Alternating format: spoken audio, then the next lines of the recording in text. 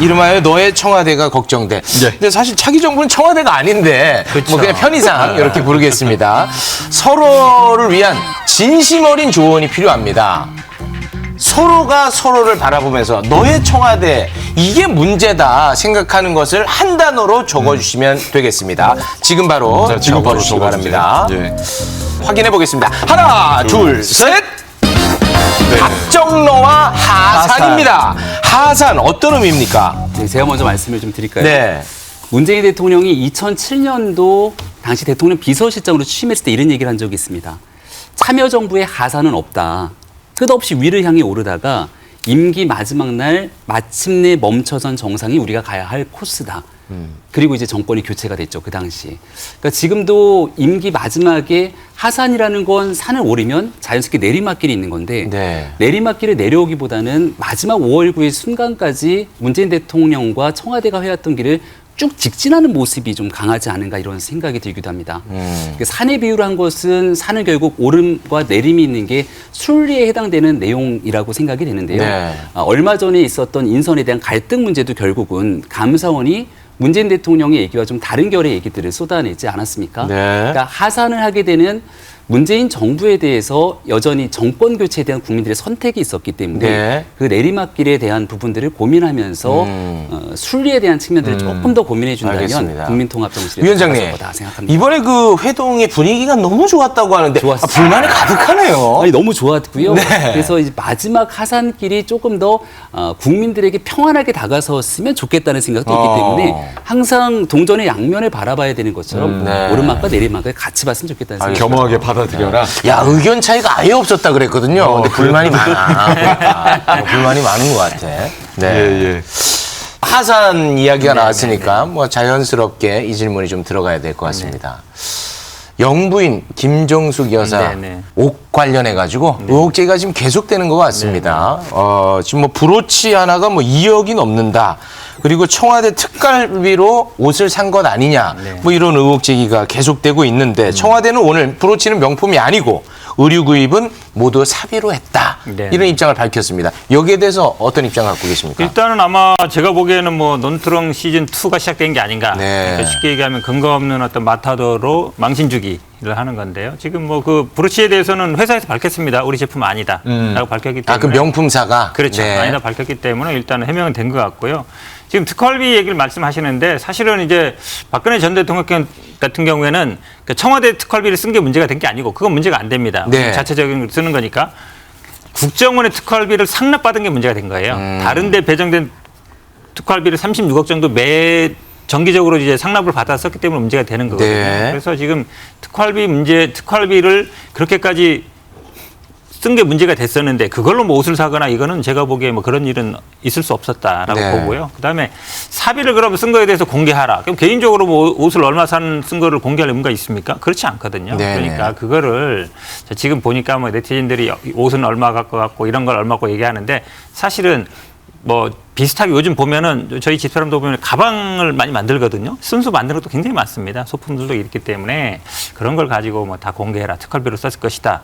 심지어 보니까 뭐 형사처벌 대상이다까지 네. 얘기하는 거는 너무 나간 것 같고요. 네. 이런 논란이 되면 꼭 고발하는 사람들이 있습니다. 네. 시민단체라든지 고발을 할 것 같은데 제가 보기에는 이제 뭐 지금 뭐 인수인계 받고 어제 만나지 않았습니까? 만나서 화기애애하게 이런 분위기인데 뒤에서는 오히려 또 이런 것들을 하고 있어서 참으로 실망스럽다 이렇게 말씀드립니다. 네. 이게 이제 정치적 공세 측면보다는 법원의 판결로 의전에 대한 김정숙 여사 그 청와대의 비용을 공개하라 이런 법원의 판결 때문에 그 이후로 청와대가 공개하지 않고 있는 상황 속에서 뉴스가 좀 커지고 촉발된 측면이 있죠. 네.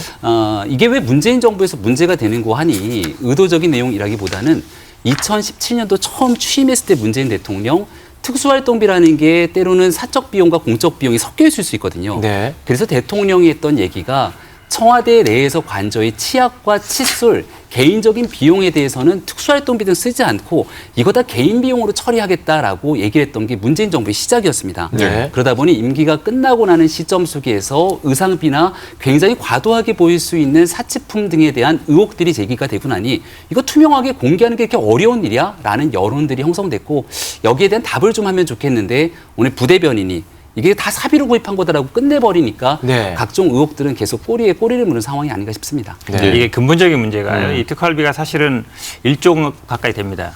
1조요? 전체. 네. 근데 이제 국정원이 쓰는 게 한 올해 예산 보니까 7,400억 정도 되고 네. 정부가 쓰는 게 한 2,300억 정도 됩니다. 네. 근데 이 특활비 문제가요. 매번 문제가 됩니다. 국회도 문제가 되고 그다음에 지금 윤석열 총장 임기 중에 147억 정도 썼다 그러는데 그거 이제 공개하라고 재판 들어갔는데 그것도 마찬가지입니다. 1심에서 공개하라 그래 나왔는데 네. 항소했거든요. 네. 그래서 저는 이 특활비 자체가 사실 어찌 보면 국정원은 이제 이름을 바꿨어요. 안보비로.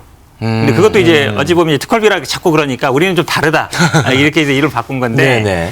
그래서 특활비 자체가 지금 정부에서 쓰는 게 한 2,300억 정도 된다 그러면 이게 이제 청와대, 뭐 국회 뭐 다 나눠서 쓰는 거거든요. 네. 그래서 좀 조금 더 국민들한테 공개할 수 있는 방법으로 가는 게 낫다. 네. 그러니까 특활비이기 때문에 전부 공개 안 한다는 거는 저는 안 맞는 것 같고 네. 지금 아마 시민단체도 그 공개하라는 거는 이제 그 청와대 특활비랑 그다음에 이제 그 뭐 의전비, 네. 그다음에 아마 무슨 장차관 도시락비 이런 게 있는데 제가 보기에 뭐 장차관 도시락비 이런 거는 공개해도 돼요. 그건 아무것도 아니기 때문에 공개해도 되는데 이제 의전비 같은 경우도 뭐 공개할 수 있는 거는 하고 네, 네. 근데 특활비는 예를 들어서 검찰만 뭐 예를 들어서 청와대만 그렇지 않아요. 국회만 다 문제되기 때문에 네. 어느 정도 가이드라인을 세워서 공개할 수 있는 거 공개하는 방향으로 가는 게 그거는 좋은 이제 법제화해야 되는 문제입니까? 그렇죠. 법제화되는 문제. 네, 알겠습니다. 이 부분은 요 정도로 이거 말씀 잘해주셨습니다. 네. 자, 그러면 우리 현근택 대변인이 아까 걱정했던 네. 너희 청와대가 걱정돼 답정너. 이건 답정너. 어떤 의미입니까? 답정너. 제가 사실은 여기 청와대 아니라 그래서 제가 국방부라고 써놨어요. 아, 깨알처럼. 네. 네. 사실은 여기에 다 들어있죠.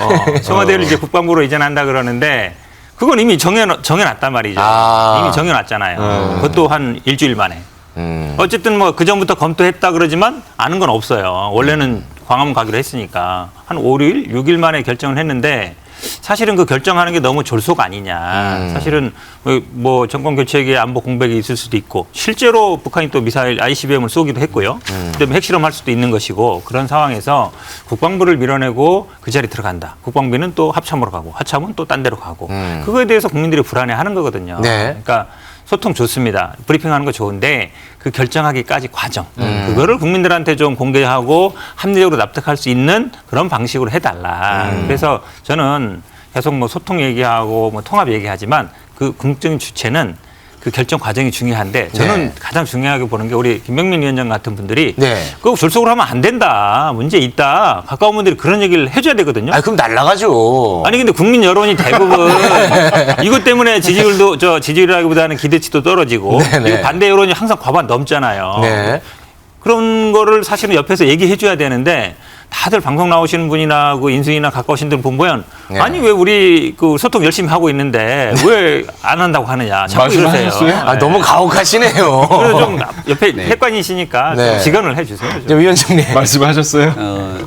방송을 통해서나 아마 국민들께서 주시는 전문가들의 의견을 다 경청하고 있을 거라 생각하고요. 네. 여기에 대해서 이제 나와주셔서 말씀하셨던 분들 저를 비롯해서 용산으로 집무실을 이전하는 이유에 대한 당위성 그리고 이게 어느 정도의 효과가 있는지에 대해서는 국민들께 충분히 설명을 드려야 될 의무들이 있다고 생각을 합니다. 네. 현근택 대변인처럼 이제 이 부분에 대한 소통의 문제라든지 너무 시급하게 움직이는 것 아니냐. 네. 뭐 이제 야당이들 민주당 입장에서 충분히 비판할 수 있다고 생각하지만 적어도 이 명분에 관련해서는 문재인 대통령이 2012년 선거 때부터 2017년 네. 대통령 당선되고 나서도 국민들께 약속했던 구중과 청와대를 옮기겠다고 하는 분명한 명분이 있는 거거든요. 네. 다만 이제 이 부분을 얼만큼 국민들께 충분하게 소통하고 설득해 가면서 가게 되는 것은 이제 당선인 인수위 또 새로운 정부에 남겨진 과제니만큼 네. 주신 말씀들 잘 들으면서 네. 국민들께 충분히 소통하기 위한 노력들 더 해야 된다고 생각합니다. 아, 도량이 아주 넓어졌습니다. 네. 옮긴다는 거 반대하는 사람 아무도 없어요.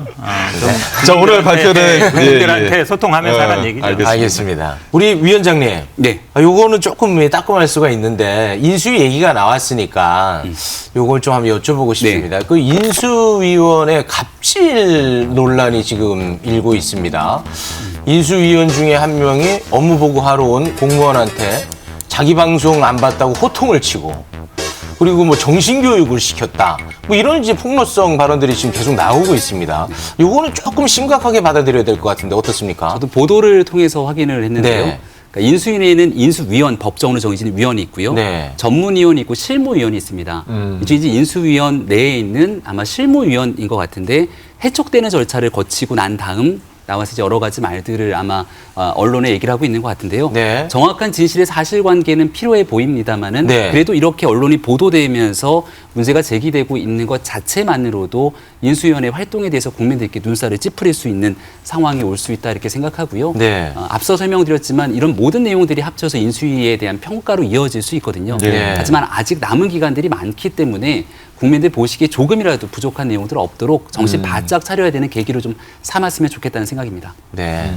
뭐 이건 뭐 굳이 덧붙일 말할 필요도 없죠. 아직 네. 정신 못 차리고 있는 거죠. 그러니까 점령군이라는 말을 뭐 쓰지는 않았지만 네. 그리고 말 조심하고 뭐 귀만 열어라 이런 얘기는 했는데 실제로 내부에서는 그렇지 않은 거죠.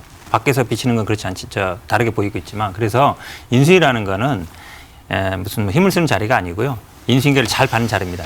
사실 인수위 때가 힘이 제일 세거든요. 네, 네. 공무원들은 그 말을 들을 수밖에 없어요. 네. 그러니까 공무원들 입장을 좀 생각해 주십사. 네. 네. 그런데 뭐 국가와 국민을 위해서 인수위가 잘 꾸려지길 바라는 건 같은 당연합니다. 마음인 거죠. 네, 그렇죠. 네, 잘 안 돼서 뭐 기분 좋은 건 아닙니다. 아, 당연하죠. 네네. 잘 돼야죠. 잘 인수인계 받아야 됩니다. 네, 표정 관리 좀 잘 좀 부탁드리고요. 40여일 정도 남았나요? 네. 정권이 이제 곧 아마 바뀌게 될 것이고 그 뒤로 여러 가지 변화들이 있겠습니다만 제일 중요한 건 처음부터 끝까지 지금 국민들께서 원하고 있는 시대 정신이 국민 통합 그리고 좀 민생을 향하는 정치권의 자세라고 생각을 합니다.